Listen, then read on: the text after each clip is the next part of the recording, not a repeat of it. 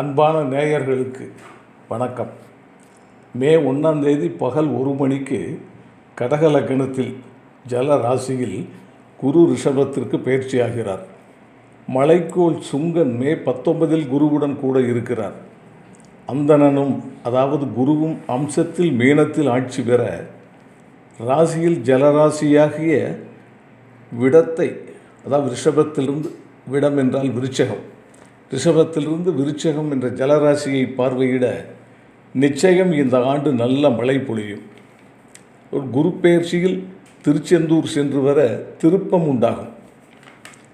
அதுபோல் மிக முக்கியமான விஷயம், நாம் ஜாதகத்தை பார்க்கிறோம். தனிப்பட்ட ஜாதகங்களை தொட இறையருள் வேண்டும். அப்போதுதான் இந்த பிரபஞ்சம் நிறைய சிக்னல்களை காட்டும். பார்க்கும் முன்பே பல அடிப்படை விஷயங்கள் தெரிந்துவிடும். ஜாதகம் பார்க்கும்போது நல்ல ஜோதிடர் அதை உறுதிப்படுத்தி கொள்ளவும், மேலும் என்னென்ன அமைப்புகள் இருக்கின்றன என்பதை தெளிவாக சொல்லவும் முடியும். ஜாதகத்தில் 2 பகுதிகள் உண்டு.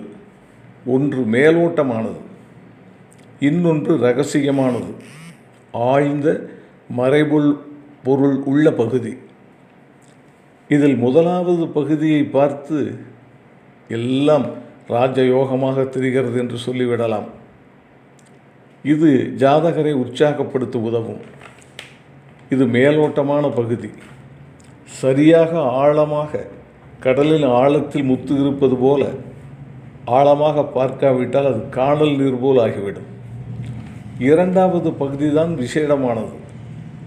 அது 7 தலைமுறையில் நடந்த விஷயங்களையும் சம்பவங்களையும் அதனால் ஏற்படும் தொடர் விளைவுகள் நல்லதாகவும் தொடர்ந்து வரலாம், சில தோஷங்களும் தொடர்ந்து வரலாம். அதை காட்டக்கூடியது. அதை பார்த்து சொன்னால்தான் ஜாதகத்தின் அஸ்திவாரம் பலமானதா என்பது தெரியும். இல்லை என்றால் பலப்படுத்த என்ன செய்ய வேண்டும் என்பது தெரிந்து கொள்ள முடியும். இப்படி நான் பெற்ற நூற்றுக்கணக்கான அனுபவங்களில் முதலில் ஒன்றை சொல்லுகிறேன். சென்னை விஜயா மருத்துவமனையில் ஒரு நண்பர் என்னிடம் ஜாதகம் பார்க்க வேண்டும் என்றார். தனக்கு வேலை போய்விட்டது, தன் மகளுக்கு திருமணம் தள்ளிக்கொண்டே போகிறது, எப்போது அமையும், இந்த 2ஐயும் தான் கேட்க வேண்டும் என்றார். நான் கவனமாக பார்த்து ஆழமாக கவனித்து நான் வணங்கும் முருகனை வேண்டி, இன்னும் 15 நாட்களில் உங்களுக்கு வேலை கிடைத்துவிடும், ஒரே மாதத்தில் உங்கள் பெண்ணின் திருமணம் உறுதியாகிவிடும் என்றேன். எனக்கு கிடைத்த ஆழ்மனதில் கிடைத்த அதிலிருந்த பலன்கள் எனக்கு கிடைத்ததன்படி நான் கன்ஃபார்மாக உறுதியாக சொன்னேன். கொஞ்ச நாள் கழித்து என்னை சந்தித்த போது 2ம் நடந்துவிட்டதாக சொன்னார். பரவாயில்ல, இதை மட்டும் சொல்லியிருந்தால் போதும்.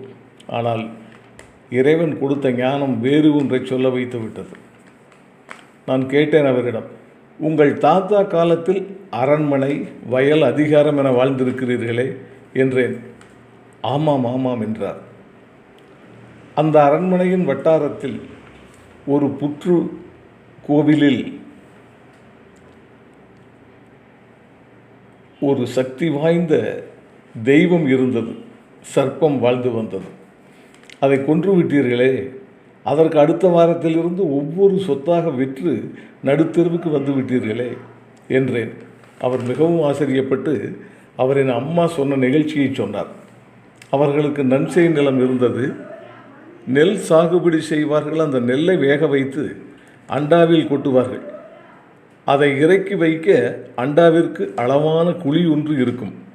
ஒரு முறை நெல்லை வேக வைத்து வெந்தவுடன் இறக்கி அந்த குழியில் வைத்து விட்டார்கள்.